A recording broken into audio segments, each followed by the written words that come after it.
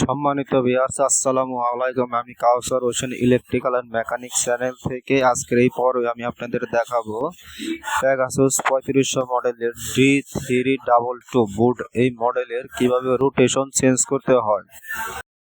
মেশিনটা এখন আমি চালিয়ে দেখতেছি যে এইভাবে আমার রোটেশন আছে। এখন আমি রোটেশনটা চেঞ্জ করব।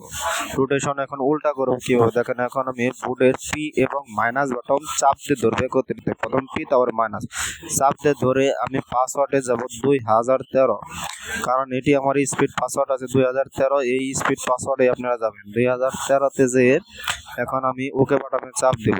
ওকে বাটনে চাপ দিলে P02-তে যে পি বাটন চাপ দেবে, এটা 1 আছে, এটা আমি 0 করে ওকে করে দেবো। 0 করে ওকে করে দিলে এখন আমার দেখেন রোটেশনটা চেঞ্জ হয়ে গেছে। এখন আমি চালিয়ে দেখাচ্ছি আপনাদের।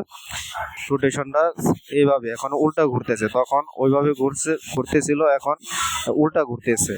এখন আমি আবারও এই রোটেশনটা আবার আগের মতো করে নেব। আগের মতো করলে সেম আগের পর্যায়ে যেতে হবে। প্রথমে পাসওয়ার্ডে যেতে হবে, পি বাটন এবং মাইনাস বাটন চাপ দিয়ে 2013 পাসওয়ার্ডে যাব। 2013 পাসওয়ার্ডে দেখেন আমি কি হবে কোন অপশনে চাপ দিয়ে যাচ্ছে সেটা আপনারা লক্ষ্য করবেন। এখন আমি পি বাটন চাপ দিয়ে 0 করছিলাম, সেটা আবার পুনরায় 1 করে দিয়ে ওকে করে দেবো।